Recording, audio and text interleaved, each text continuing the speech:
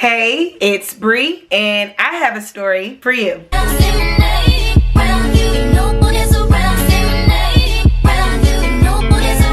If you've been here before, thanks for stopping by. And if you're new here, go ahead and click that red button and subscribe. And don't forget to click that bell for notifications, because I know after this story, you guys are gonna want to see Bri all the time, every time I upload. So I've been thinking about it, right? Clearly, there's no other YouTuber doing the game like me. How many of them could have did it with finesse? Not everybody like she really is the best. There are no other girls on this platform that are serving what I'm cooking up over here. In my 4-year journey here on YouTube, a bitch has lost her way and started to give a fuck. You know what? Giving a fuck? That really didn't work for me, so let's get back to the basics. As you can tell by the title of today's video, I'm coming at you guys with some drama, because I know how you bitches are. I know what you came for. Now, before I go ahead and tell you guys my business, I'm gonna need you to go ahead and turn that thumbs up blue right now at the beginning of the video, because you know I'm finna entertain you, bitch. You know you like me already, so just go ahead and do me that favor. You're watching TV and your life is passing you by. You keep procrastinating over and over. No, do it right now. I'm worth it. I'm gonna keep you entertained, at least until you click off. If you guys have been following me for a while, the theme of my channel here for a minute, at least for the past few months, has been moving in silence, being very private and stuff like that. And I feel like, you know what, you guys are very, very lucky that I'm in a good mood, because I really have been dying to tell you guys this story. My life is so messy, so ridiculous. Like, I really do feel like this is a story time where it's like, only you, Brianna. Why can't I just blend in? Let's make some money off of it. So if you guys saw the video that I uploaded, Where Have I Been? I told you guys that I have been living back in LA for 2 months. And I told you guys in that video that during my 2 months since I've been back home in LA, I've been going on trips, I've been going on getaways. I mean, your girl has been living her best life behind the scenes, because it's what I deserve. Now catch tea, because I promise you, I'm gonna tie this story in so perfectly. You guys are gonna be eating out the palm of my hands. One of the particular reasons why I have been moving in silence and being so private is because, bitch, I am traumatized. When I tell you I have PTSD to the highest degree. And you know what? I feel like a month and a half, that's enough time to turn my pain into profit. Let me know what you guys think in the comments below. So in the month of January, my sugar daddy flew me out to Vegas for my birthday. And I was able to have my first ever high-end 5-star luxury experience in Vegas. I stayed in not 1 but 2 hotels. Bitch, he rolled out the red carpet. Mind you, our birthdays are literally 6 days apart, so we were really in Vegas going hard, celebrating Capricorn season. So about a week after my Vegas trip, my sugar daddy from the New Mexico vlog that I uploaded, he hit me up and he asked me if I wanted to go visit him in New Mexico again. He said that his sister was gonna be out of town. She had a mansion in a gated community, and I was more than welcome to spend some time there. I was not about to turn down another free trip, staying in a mansion, and money. So I agreed. He went ahead and booked my flight, and I took my second trip to Albuquerque, New Mexico. I told you guys, I'm addicted to traveling. When I got the confirmation number for my flight, I really did not see the issue. I really didn't see the problem. Now, for me to be so spiritual and so intuitive, I sure didn't read the cards right for this situation. I'll tell you that. So based off what this guy told me, his niece was like graduating college or something in New Orleans. According to this guy's story, he had to house sit for his sister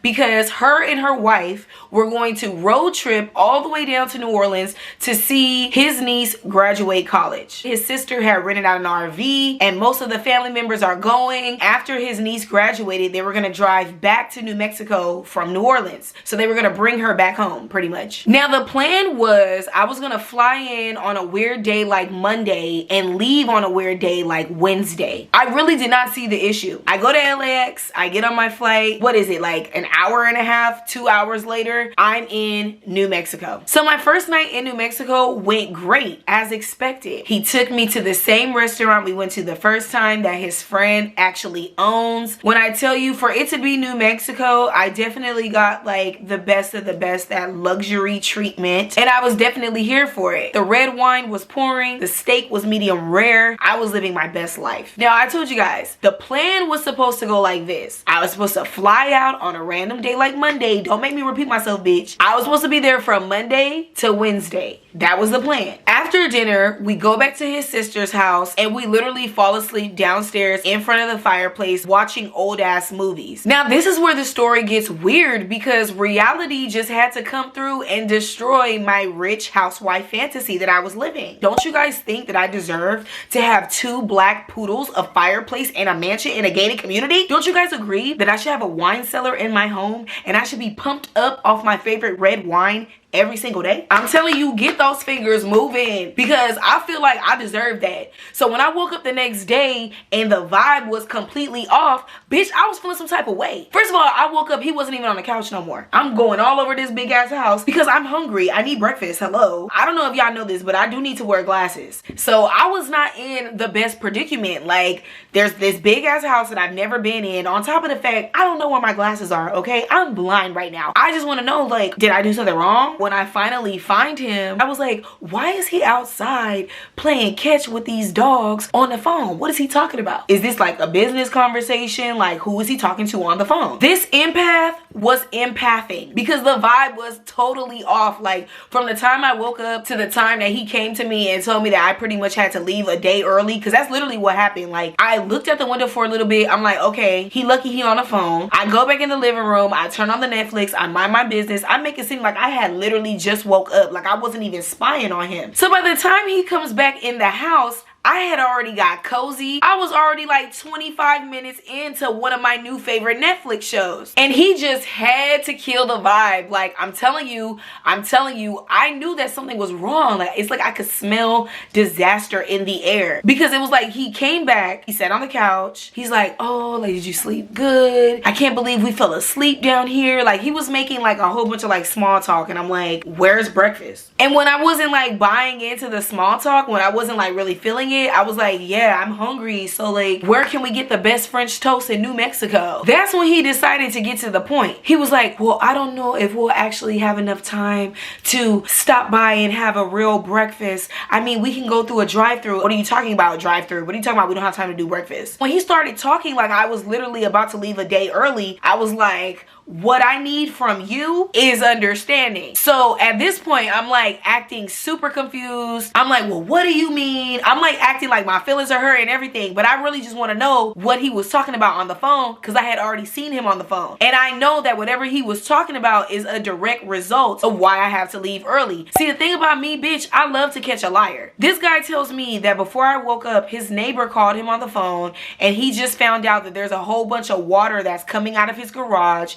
And basically like his hot water heater had exploded. Now, I don't know where this guy actually lives, but according to him, he was like, I'm about 2 hours away from my home. And that's even before you consider the traffic. It would just be better for me to handle this situation if you could just leave. Now, at this point, I was pretending to be shocked because I'm like, damn, babe, that's a good story. I used to use that same excuse when I wanted to call out of work. I was in no position to argue or debate because I was gonna win regardless. I get to go home a day early and I get to have the same amount of money as if I stayed the whole trip. So I didn't really see the problem. He pretty much explained to me that his neighbor has an extra key to his house. So they went over there and shut the water off. After he explained that stuff to me, I took a shower. I gathered my things because it wasn't like I really unpacked anyway. Like the most that I did was change out from my airport outfit to whatever I wore to dinner that night. And within like the next 40 minutes, I was like in an Uber back to the airport. I went home with such a clear mind until I noticed when I landed back home, I shot my sugar daddy a text to let him know that I was back in LA just like how I normally do, and my message did not say delivered. And I was like, ooh, I know this man did not block me. And so I kind of waited about 3 hours and I decided to give him a call and it went straight to voicemail. And I was like, he blocked me. I didn't even feel any type of way about that because I was not in a predicament to really have an opinion. Like, he flew me out and he flew me back home. It'd be different if like he left me stranded in New Mexico and that was not the case. He did everything that he said he was gonna do. So if he blocked me after, I mean, that's between him and God. I have no control over that, you know what I'm saying? So I really wasn't tripping. Now, mind you, I got back home on Tuesday. That same weekend, I got a text message from this sugar daddy. He unblocked me and texted me, and he was pretty much like apologizing that he had to cut the trip short, and he was telling me how he wanted to hang out in San Diego. I really didn't have any problem with that because I already got what I wanted. So if he blocked me and unblocked me and blocked me again, it would make no difference to me. So he's texting me and he's trying to figure out when would be a good time to go to San Diego. He lets me know that around Valentine's Day, he needed to go to San Diego anyway, so it would pretty much be a win-win if I could hang out with him and spend some time with him. But at this point, I was already back into my full life in LA. By the time he hit me up again, I had started like hanging out with my friends. I had started adjusting to my LA life. And I was like, yeah, I mean, we could do San Diego, but I have this sponsorship, I have this brand deal. At this point, I was talking about business. I was back to my real life. He told me, he was like, you know what? I'm gonna reach out to my uncle in San Diego and I'll let you know. And that's pretty much how we left the conversation. Like, we left this particular trip up in the air. I did not know my sugar daddy's name. I thought his name was Scott. I'm not gonna tell you his real name, but just know that I thought his name was fucking Scott. I thought he just had some random white dude name, okay? So when I get a text message, literally almost a week after I hung out with him, I see a picture of myself on a fucking Ring doorbell from his exact number talking about, oh, were you with so-and-so last week? I'm like, who is texting me from this man's phone, confronting me literally from his line? This is a bold bitch. I'm sorry that you seem to be confused. But then I had to stop myself because I'm like, hold up. Remember when he blocked you? I was like, right, I did get blocked. Let me just get straight to the point. The same day that I got home and I realized that I was blocked, the first thing that I thought to myself was, this man got a wife. Oh my mama. That's the first thing that I thought. Why the fuck would he rush me home and then by the time my flight is over, a bitch is already blocked? So I wasn't even mad because that's something that I would do when I actually thought about it. As a girlfriend, as a wife, as a anything, I would do the exact same thing. So I cooperated with sis. I texted back and I was like, duh, we hung out. Like, why are you acting like you don't remember? About 2 or 3 hours go by and then I get a phone call. Like, this bitch called me, and I say bitch because at this point you could tell by the title of the video where this story is going, right? I'm like outside trying to find my DoorDash driver, and then I'm getting another phone call and I'm thinking to myself, like, why is this man calling me? Like, this is the most inappropriate time. On top of the fact, I don't even talk to you on the phone. Like, why do you feel bold enough to talk to me? Like, that was a #1 red flag to me, if not the only red flag, because I was like, baby, I set my boundaries with these men. They know not to call me. We don't do no phone call. We don't do no FaceTime. So I declined the first phone call because I was like, bitch, I have other things that I need to worry about, and it's not you, old man. It was like the perfect fucking amount of time went by. The same number called me again. I'm like, this guy's calling me again? What the fuck? At this point, I'm lit. I'm thinking this guy is calling me to talk about San Diego, so I answered the phone. I'm like, hey babe. As soon as I said, hey babe, I hear a white woman on the other line laughing her ass off. I mean, like, bitch, it was giving Maleficent energy. And honestly, I was a little bit afraid. She doesn't even introduce herself. The first thing she says to me is, I was wondering why you didn't answer the first time. and I was honest. I was like, you know what? I was getting some food. It was just not good timing for me. But who is this? I have nothing to lose by having this conversation. Like, I don't know who this lady is. I could care less. Like, I have nothing to lose being honest. So let's go, crazy lady. She was like way too calm for the circumstances. She proceeded to ask me a series of questions like she was a fucking federal agent or something. Like, she was just gathering her receipts so she could take somebody straight to court. Were you with him this weekend? I said yes. Where did you guys stay? Where did you guys hang out? I told her. He told me that he was house sitting his sister's house. She starts laughing her ass off. She's like, where did you meet him? I met him on a dating site. She starts laughing fucking harder.